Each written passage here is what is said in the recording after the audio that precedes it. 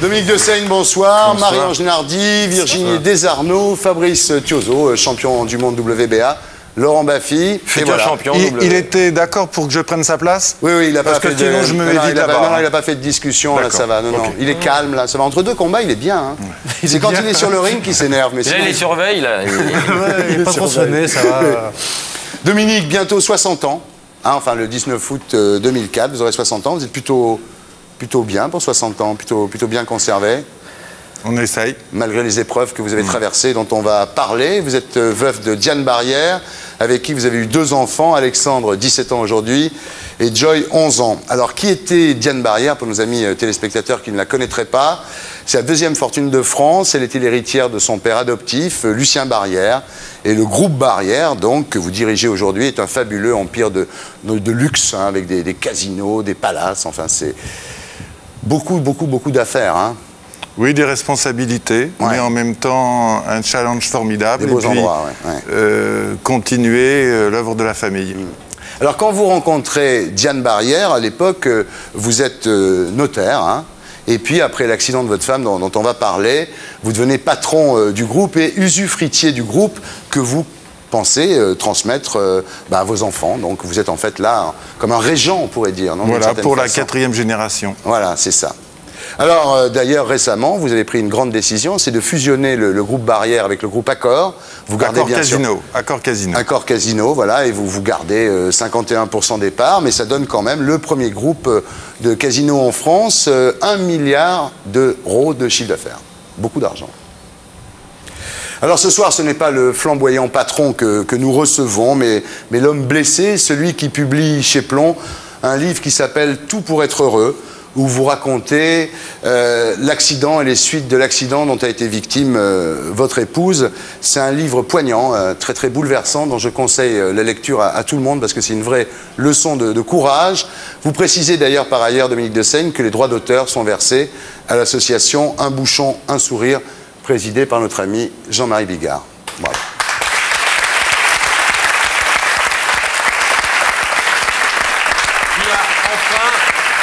Jean-Marie Bigard, il a enfin un entrepôt à Paris, dans le 19e. L'adresse va s'afficher en bas. Comme ça, tous les gens dans le 19e, ils pourront porter leur bouchon à Paris. Voilà. Il y a un local. Jean-Marie est un homme de cœur. Et déjà, sous l'égide de ma femme, le groupe s'est associé à sa fondation, la collecte de bouchons. Ça permet d'acheter des fauteuils de tétraplégiques. Et quand on a cette triste expérience, on sait que ça casse, hélas, souvent. Et que la sécurité sociale ne peut pas tout rembourser et que ceux qui n'ont pas la chance d'avoir des moyens financiers comme les avait ma femme se trouvent, en plus du handicap, dans le besoin de se racheter un fauteuil qui a cassé. Donc bravo Jean-Marie, et c'est un homme de cœur. Merci.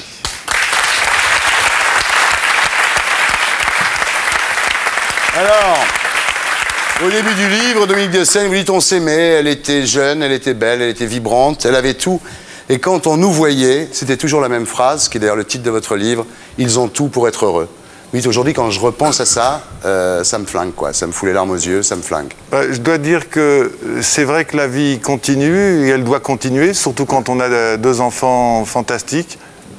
Il faut ne pas oublier.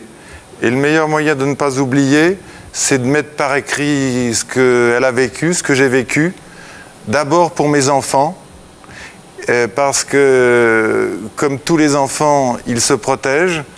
Et aujourd'hui, quand je parle de maman, j'ai pas beaucoup d'écho, c'est normal. Ça a été trop dur, trop douloureux, ça a été... Ils étaient jeunes, hein? Très jeunes. Ma petite ma Joy était un bébé, elle avait 4 ans. Le fils un peu plus âgé. Et donc, ne pas oublier, c'est essentiel.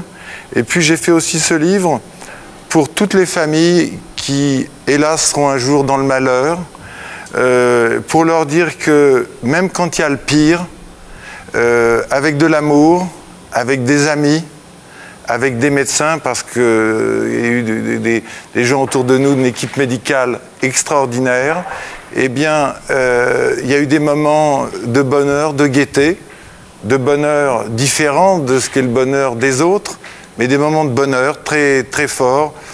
Et puis, le paradoxe, je l'avoue humblement, mais le cacher ne serait pas honnête, c'est par moments elle qui me remontait. Ouais. Et elle me disait, j'ai beaucoup de chance. J'ai un mari, j'ai ma mère, j'ai un groupe magnifique, 2 enfants superbes, des collaborateurs prestigieux, un métier extraordinaire. J'avoue, j'ai beaucoup de chance, je ne sais pas comment elle faisait pour le prononcer. Je pense qu'elle voulait dire que par rapport aux autres qui avaient ça sans fortune, c'était ça sa chance. Permettez-moi de dire que 6 ans, je ne sais pas comment elle a tenu, et je crois qu'un jour, elle a voulu arrêter et qu'elle s'est en allée sur la pointe des pieds parce qu'elle pensait que ça avait trop duré. Ouais. On va raconter l'histoire. C'est un dimanche de juillet 1995. Votre épouse, donc Diane Barrière, vient de Saint-Tropez à La Baule dans un petit avion. Et l'avion s'écrase dans un champ. Le pilote et le copilote sont morts et votre femme est sortie des flammes, in extremis, d'ailleurs on doit dire. État très grave. D'abord on l'emmène à l'hôpital de La Roche-sur-Yon, puis ensuite à l'hôpital de Bordeaux. Et là, vous refusez de la laisser, vous refusez d'aller vous coucher. Vous dites, je vais rester là, et puis j'attendrai toute ma vie s'il le faut. Oui, parce que quand ça vous tombe sur le dos, elle était dans le coma, donc j'étais seul avec ma lucidité. On se dit, mais c'est pas vrai, ce cauchemar. Et puis, j'ai appris une grande chose, c'est que dans des épreuves pareilles, il faut vivre au jour le jour. Ouais. Et si on se projette, on meurt. Donc j'avais un but dans cette attente. La mort, elle a été perpétuelle pendant 6 ans. Il n'y a pas un jour où je ne tremblais pas. Il n'y a pas un jour où je ne me disais pas ça va arriver quand je suis au bureau, ça va arriver quand je suis en voyage. Et d'ailleurs c'est arrivé, j'étais en voyage.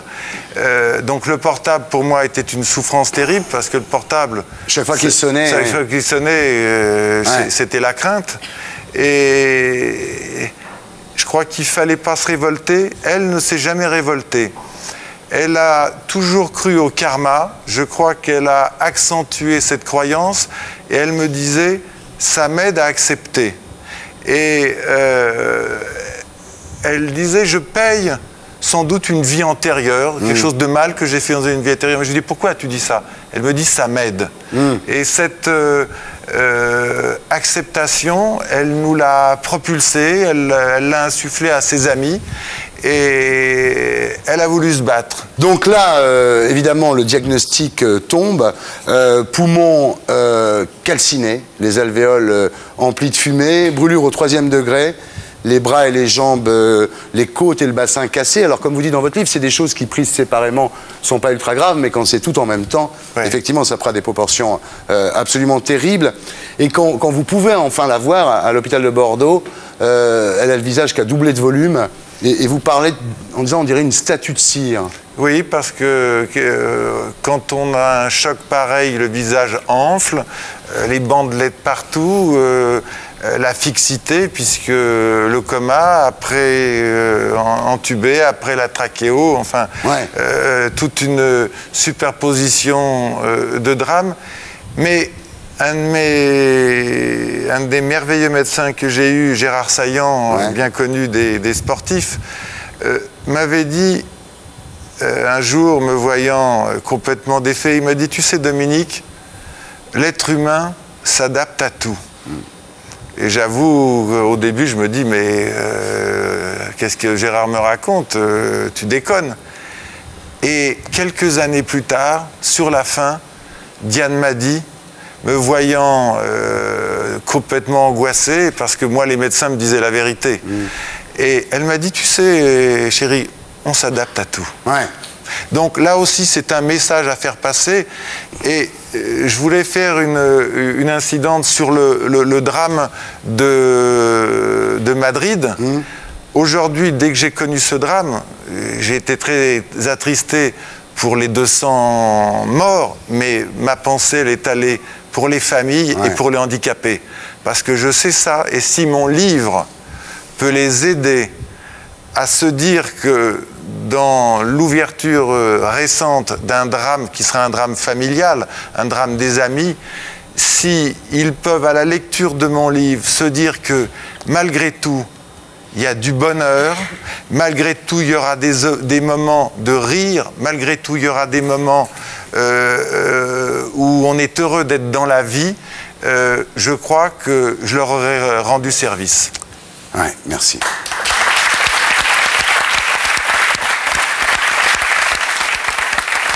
Alors, à partir de là, Dominique de Seine, vous racontez toutes ces péripéties. Le médecin qui vous appelle un jour en vous disant « elle a 42,7 de fièvre », ce qui est absolument impossible. Vous dites tout se détraque à 42,7. Plus grave, on parle à un moment d'amputation des jambes. Alors là, vous dites je rentre chez moi, je me mets la tête sur l'oreiller, j'enfonce ma tête dans le pelochon, je mords le pelochon avec mes dents, je me mets à hurler comme un chien, je suis seul. Et toutes ces épreuves, vous les passez tout seul. Épreuve incroyable. Après, bon, on ne lui coupe pas les jambes, mais personne pense à vous le dire. Donc vous vivez comme ça. Je vis la journée comme toute ça. Une journée en pensant qu'on va l'amputer. Ensuite, bien plus grave encore, compte tenu des brûlures au visage, les médecins se disent mais on ne pourra jamais faire de la chirurgie réparatrice parce que c'est trop brûlé. On parle d'un masque. Il dit nous avons des masques. Et vous imaginez un moment que votre femme va être obligée de porter un masque toute sa vie. Courage incroyable. Le sport, vous courez beaucoup, oui. Parce que ce qui vous aide, c'est vous vous défoncez dans le jogging. Hein, c'est ce qui vous aide à tenir. Le sport m'a beaucoup aidé. D'ailleurs, je pense que si je n'avais pas été sportif, j'aurais pu devenir fou. Parce que je suis d'un tempérament de nature angoissé. J'y peux rien, c'est comme ça. Et quand sans arrêt on est dans l'angoisse de dire quand ça peut arriver, à tout moment, c'est dur de vivre longtemps comme ça. Et j'avoue que j'avais moins de force qu'elle et que je ne sais pas comment elle a pu se mettre dans cette vie. Et je voulais insister sur un point qui est extraordinaire. Ces grands moments de bonheur, elle les avait bien sûr en famille, mais elle les avait dans le travail. Oui. Et c'était phénoménal de l'avoir travaillé. Alors, la réinsertion des handicapés par le travail, j'en étais moins conscient, mais aujourd'hui, c'est primordial. Ouais. Je l'ai vu se sublimer dans le travail, dans son fauteuil. Il fallait positionner les mains, parce qu'en plus, elle avait... La moelle n'était pas coupée, ce qui veut dire qu'elle avait toutes les douleurs. Et était en souffrance sans arrêt, 6 morphines par jour. Et dans le travail, tout d'un coup, c'était une autre Diane.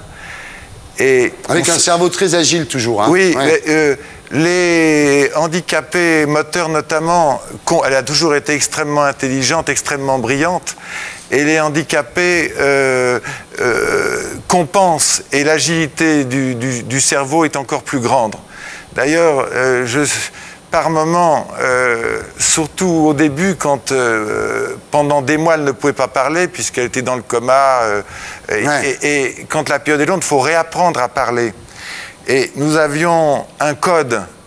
Quand elle est revenue à elle après plusieurs mois, il y avait les paupières, les clignements d'yeux, et on s'était donné un code, et il y avait les claquements de langue, et quand elle était très fatiguée, elle ne pouvait pas claquer la langue, elle sortait la langue. Ouais. Et on utilisait aussi un alphabet où on essayait de recomposer les messages qu'elle voulait me faire passer, et moi j'étais paniqué. Et elle a toujours eu un regard très perçant, très beau, c'était une femme forte. Hein. Alors, et je sentais que par moments, elle se disait « mais il est con, mon mari, mais il est con !» Bon sang. Et alors, et maintenant, je m'en souviens... c'est un bon moment. Ce qui est terrible, Dominique, c'est que vous, effectivement, vous établissez avec elle un contact à travers les battements de paupières. Oui. Mais comme elle avait été brûlée, elle ne pouvait pas fermer complètement les yeux. Sa cornée était atteinte et elle risquait de devenir aveugle. Voilà, à ce moment-là, on lui coud les paupières. Et pour vous, c'est terrible parce que le seul moyen que vous aviez de communiquer avec elle, à certaines périodes, il y avait soit du sparadrap, soit les paupières cousues. Au début, soit avec des sparadraps. Et quand il n'y avait pas la parole à cause de la ventilation ou de la trop grande faiblesse, le contact, c'était les yeux, surtout avec son regard perçant. Puis on se connaissait tellement. Et tout d'un coup, je perdais tout contact avec la vie, puisqu'il y avait l'immobilité, et puis ce regard perçant, ce beau regard bleu-vert qui disparaissait. Et c'est pour ça que je dis, l'œil était à moitié dans la tombe, et c'était terrible. Comme Victor Hugo, oui. Et alors, elle vous parle à un moment, c'est-à-dire un soir, vous êtes allé accompagner vos enfants en vacances au ski, et elle vous appelle sur le portable, et vous entendez, vous dites un son rauque, venu du fond de l'être. C'est-à-dire qu'elle dit votre surnom, je crois qu'on peut le dire, parce que vous le dites, elle vous appelait Bouchougne. Elle trouve des petits noms à tous ses amis. Et là, vous entendez ce mot prononcé de très loin. Très loin. Et c'était la première fois, après des mois et des mois de silence, et tout d'un coup, un son. Un petit son à cause de la trachéo. Et alors là, j'ai pris ça comme une droite en plein visage. Une émotion énorme et un choc de bonheur, mais on accuse le coup. Mais vous avez été exemplaire parce que, à cause de la trachéotomie qu'on avait dû lui faire, parce que vous la nourrissez à la petite cuillère et pendant des mois. Pendant 9 mois. Voilà. Et vous apprenez l'usage de ce qu'on appelle la nouille. Moi, je ne savais pas que ça existait. C'est-à-dire, c'est un tube qu'on met par la trachéo. Donc la trachéo, c'est un trou ici. C'est un trou ici. Une fois qu'on est entubé trop longtemps, on est obligé d'enlever le tube et on fait une trachéo. Et là, il y a tout un système où on ventile. Et ça s'obstrue souvent. La nourriture fait ce qu'on appelle des fausses routes et on s'étouffe. Donc, il n'y a pas de cours pour ça. Donc,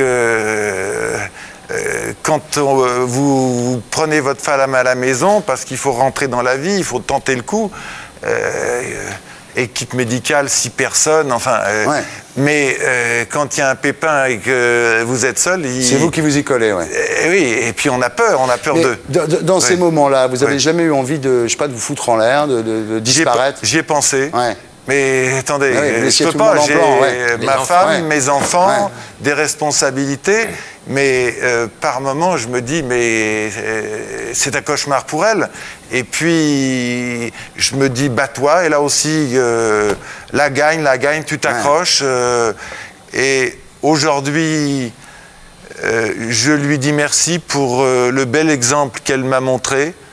Et j'espère qu'avec ce livre, mes enfants comprendront mieux ce qu'était leur mère et qu'ils en sortiront grandis, même si aujourd'hui, on fait ce qu'on peut, mais c'est pas simple. Alors un jour, Diane finit par rentrer à la maison, mais enfin, elle n'est pas bien. Donc 6 piqûres de morphine par jour. Elle refuse les miroirs, évidemment. Et un jour, elle se voit dans un verre dépoli. Et là... Elle a une phrase qui m'a fait très mal. Parce qu'elle était jusqu'au bout coquette, elle était femme, elle était jusqu'au bout. Malgré le pire. Elle ne descendait jamais dîner quand elle pouvait descendre. C'était pas, hélas, pas tout le temps. Sans se faire vraiment le petit foulard pour cacher la trachéo, la boucle d'oreille pour plaire au mari. Elle pouvait peut-être pas parler par moment, mais elle descendait. Et puis, tout d'un coup, on se trouve dans des situations dramatiques. Ça se passe pas bien pendant le dîner, sans soudain mal. Et il faut improviser, il faut rester auprès d'elle. Et oui, c'est une leçon de vie. Mais on peut pas. Il ne faut pas se révolter. Alors, le plus pathétique pour moi, c'est qu'à un moment, elle vous dit qu'elle veut avoir un autre enfant, un 3e enfant, in vitro, bien sûr. Et là, c'est terrible parce que vous... J'ai eu deux moments où j'ai dû mentir honteusement. Un, le jour où elle revient de Garches et j'ai dû faire tout adapter dans la maison. Elle rentre dans sa salle de bain, toujours poussée, et dans un état... Et tout d'un coup, elle voit qu'il n'y a pas de toilette, qu'il y a un trou pour la douche, juste un lavabo. Et là, je sens que dans le regard que je suis à la limite en train de me faire engueuler. Ouais. Et que je ne peux pas lui dire que les médecins m'ont dit que ce n'était pas la peine, qu'il fallait que je fasse de l'adapté. Ouais. Parce que quand on est dans ce drame, on vous douche sur le fauteuil et dur. Et j'ai dû dire, bah oui, les travaux, là, il y a eu un loupé. Bon, on fait avec, donc j'ai menti. Et puis, il y a eu d'autres situations où j'étais dans... Mais quand elle vous dit qu'elle veut un enfant, vous faites quoi? Vous lui dites quoi? Alors, pour moi, je ne pouvais pas lui dire... C'est inconcevable. 1, d'abord, tu peux en mourir. 2, tu n'arriveras pas à en avoir. 3, c'est pas un cadeau pour le petit, parce que, bon... Donc, il faut gagner du temps. C'est ce que j'ai essayé. C'est comme ça que vous avez réagi, oui. Oui, et j'ai joué ce qu'on appelle jouer la montre. Ouais. Donc, j'ai dit pourquoi pas la fécondation in vitro, on va voir, mais les 2 autres vont être jaloux, est-ce qu'il y a pensé? Bon, j'ai joué la montre. Ouais. Et le temps a dû faire les choses. Ça a été d'autant plus douloureux qu'avant qu'elle soit handicapée, j'en voulais un 3e. Ouais. Et elle était pas très chaude. Et puis tout d'un coup, paf, c'est revenu. Bon, j'ai fait ce que j'ai pu. Je crois que j'ai trouvé les mots, le temps, ça a apaisé. Ouais. Bon, alors après, elle veut tenter un traitement aux USA. Elle y va, elle rencontre d'ailleurs Superman, Christopher Reeve, qui lui aussi est handicapé. Elle s'était débrouillée, donc elle est allée voir Christopher Reeve. Moi, j'étais à New York, mais elle y est allée. Elle revient. Et là, encore son côté formidable, dire j'ai beaucoup de chance. Parce qu'il faut le dire, j'ai beaucoup de chance. Hein. Parce que dans son état, si elle n'avait pas eu les moyens de se payer tout le staff autour, elle serait morte depuis longtemps. Au lieu de 6 ans, ça aurait fait 1 an. Hein. Ça, il n'y a pas photo. Et elle était toujours avec son j'ai beaucoup de chance. Et elle me dit, Christopher Reeve, il est beaucoup mieux que moi, chérie, beaucoup mieux. Bon, alors je dis pourquoi? Elle me dit, il est sanglé dans son fauteuil, moi j'arrive à tenir. Bon, c'était bien, elle pensait aux autres avant de penser à elle. Voilà, malheureusement le traitement ne réussit pas. Elle a été tellement dans le coma, j'ai dit 7 fois aux enfants que maman allait mourir sur le conseil des médecins pour les préparer. Et la dernière fois où elle s'en est sortie, ça a été sur la corde raide pendant 15 jours.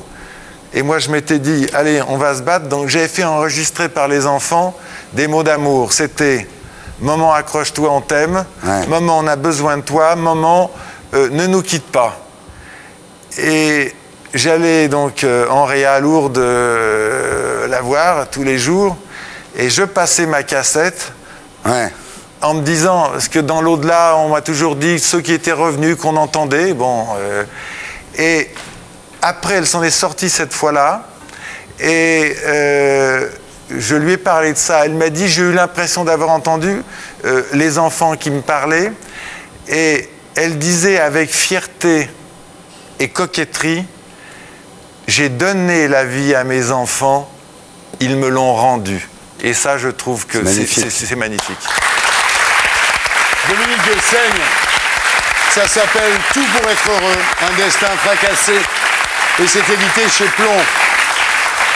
Alors évidemment, la question, c'est pourquoi cet accident? Alors quand on lit votre livre, on apprend d'abord que le plein de petit avion qui allait de Saint-Tropez à La Baule, le plein n'était pas fait. Il y a eu des erreurs de pilotage et cette petite compagnie n'avait pas d'autorisation pour transporter du public. Alors, la question, c'est comment quelqu'un comme elle, qui quand même a les moyens, qui passe son temps à voyager d'un côté à l'autre de la France, parce que le groupe Barrière, c'est partout, comment quelqu'un comme elle peut monter dans un avion comme ça? C'est ça la question qu'on se pose. Nous avions pris avec mes enfants, toute la famille, cet avion qui était très bien, très bonne qualité d'avion. Ça s'était parfaitement passé. Ouais. Et ensuite, c'était une compagnie qui était régionale, recommandée par la Chambre de commerce, ce qui veut dire que, bon, première expérience, superbement bien passée, donc pourquoi pas, voilà. Et puis est arrivé ce drame, c'était en fin de compte du transport illicite, et la gendarmerie qui avait dressé un procès-verbal antérieurement, notant que c'était du transport illicite, ça n'avait pas suivi. Ce qui veut dire que double drame, quand elle est revenue après de longs mois en état d'essayer de comprendre le pourquoi, elle m'a dit « je veux savoir, je veux que tu fasses ce qu'il faut ». Et nous attendons une réponse depuis 7 ans. Même vous, qui êtes un homme important, influent, vous n'arrivez pas à obtenir une réponse? On est en procédure. Alors, j'imagine ce que c'est pour les pauvres gens. Oui, ça vous pouvez dire. Ce combat, je le fais pour ma femme parce qu'elle m'a demandé de le faire, mais je le fais aussi pour que le transport illicite en France ne soit plus accepté. C'est trop grave. Alors, Dominique de Seigne, avant de nous séparer, je voulais vous demander, est-ce que vous croyez en Dieu? J'ai beaucoup prié Dieu pendant cette épreuve. J'avais une Sainte Vierge en face de moi que m'avait offert un ami. Et je dois dire que à un certain moment, au bout de plusieurs années, chaque fois que je priais, c'était pire. Alors, je crois toujours en Dieu, mais il y a un moment, j'ai arrêté de prier Dieu. Et puis maintenant, quand ça ne va pas, je l'appelle. Je me dis que la connaissant comme elle est, elle doit être pas loin du bon Dieu. Et je lui dis, j'ai fait ce que j'ai pu, avec mes faiblesses, parce que je n'ai pas été parfait. Qui est parfait? Mais je l'ai fait avec mon cœur, c'était normal, aussi, avec mon courage. Mais quand on fait avec son cœur, c'est facile. Et je dis, je l'appelle et je lui dis, si tu pouvais me donner un petit coup de main pour moi et les enfants, ça me ferait plaisir. Voilà. Voilà. Dominique de Seigne, merci d'avoir été avec nous, Dominique. Et pour être sûr de ne rien rater de Inarditube, abonnez-vous et mettez un pouce bleu.